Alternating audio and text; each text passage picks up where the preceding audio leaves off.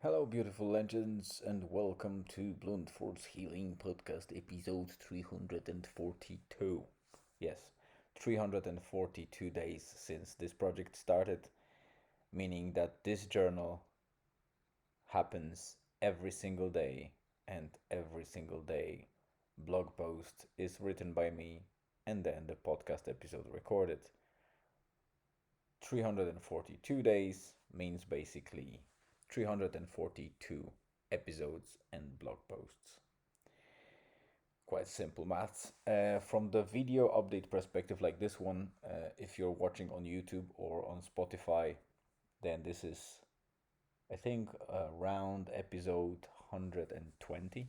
So you can see there's slight discrepancy, but that's just life and how this project develops, because it started as a blog and audio podcast, and then it turned into blog and audio slash video podcast. Today will be fairly short, and immediate apologies for that, because I will not be regurgitating, you know, some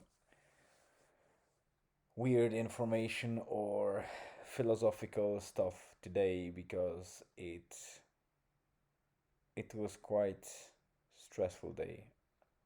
And if you read the blog post yesterday and watched the episode yesterday, then you probably know that we had a small incident where we needed to call an ambulance, and it didn't end up after ambulance left. Julian didn't feel good in the evening, but we tackled that, and he managed to fall asleep. He slept well. He woke up fine this morning. He was okay this morning until, I would say, early afternoon, when again that weakness feeling started again, and he felt not so well. But we convinced him to go with us to to Rosenbach Beach for a walk, to get some fresh air and get that circulation going so he feels better. And in the car, he felt really, really kind of unwell, but something told me to push a little bit and make it happen, that he will get to that beach and we start walking and all that stuff. And it was a good feeling and good hunch, because I think we got at least to one side or the bottom of the issue. So while he might be having or going through some virus infection, and that definitely hit him harder than usual, maybe because his immune system is a little bit on the lower end and he wasn't so active in recent weeks or months. But also it feels like there might be a slight onset of worries, or mild, I would say minor, maybe anxiety that lurks in or creeps in. And I don't, I'm not happy that it happens at this age, but at the same time, I am kind of not surprised, because for his age, he's quite conscious of life, because he not only watched a lot of, scientific stuff and a lot of things that we usually start watching while we are older. Nothing, you know, adulterated or anything like that, but it seems like he's grasping a bit more and goes deeper in certain areas. And one specific area of his worry seems to be um, maybe not death itself, but the fragility of life and the fact that eventually we all end, and there's, regardless of what, if you believe in anything, religion or anything like that, the truth is we don't know, but based on what we do know and facts, there's nothing after. We are yet to learn when we die or when we discover anything, but no religion can really prove anything being behind, you know, the wall of death. And while I appreciate everybody's beliefs and, everyone has a freedom of choice and belief, this is just a belief.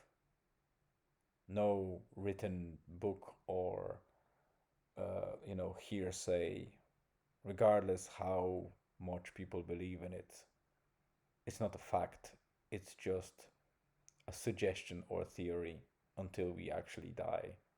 And maybe we can really transition into something, but the facts in terms of our conscience and our understanding of the world, the laws that we know of physics and what we can perceive, show us that the fact is that while there is something special about our conscience and being human beings, conscious human beings, so far we didn't discover anything that would suggest there is other side or continuation of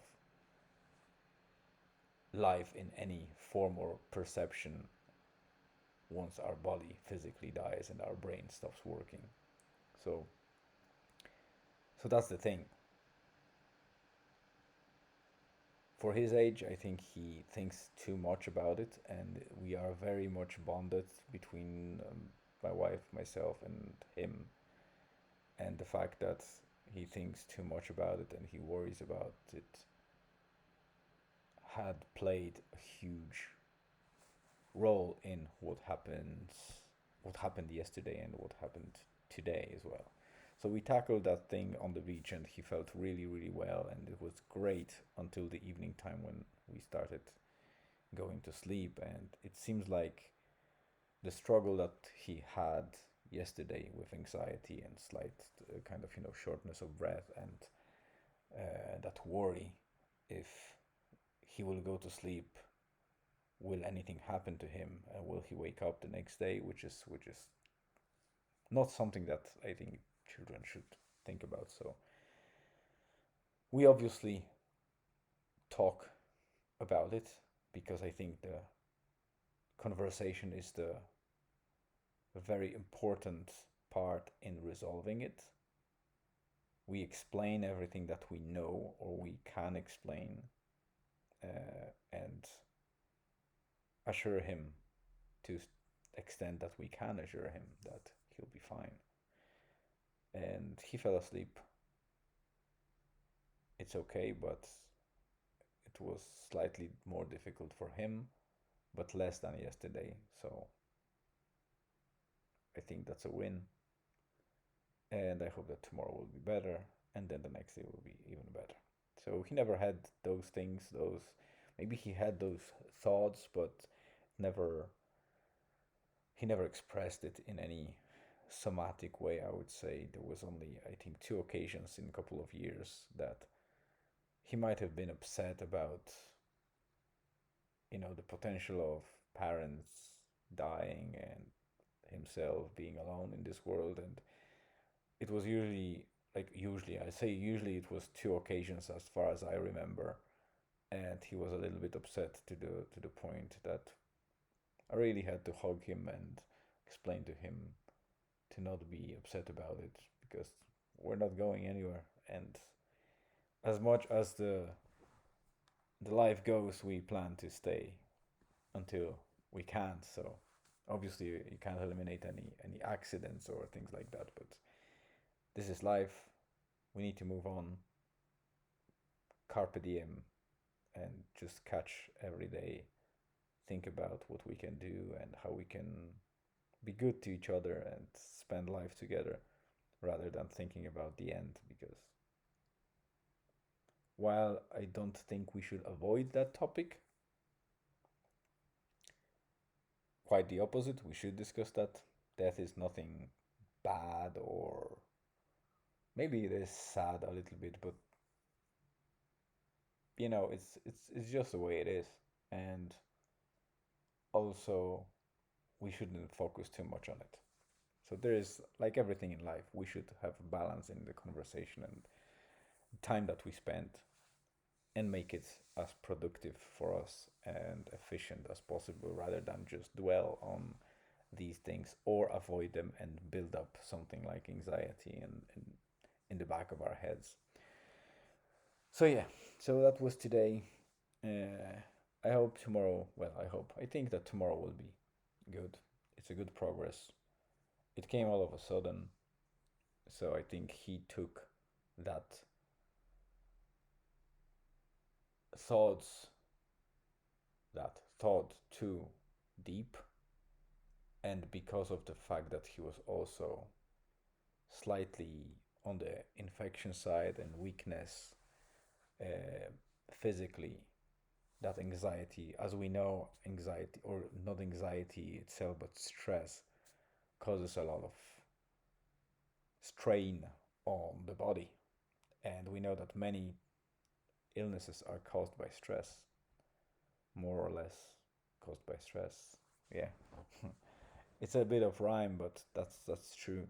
And we know that through research and what we discovered in the last 2 or 3 decades, we are sure that stress plays a big role in many, if not most, of the illnesses that we have in this world.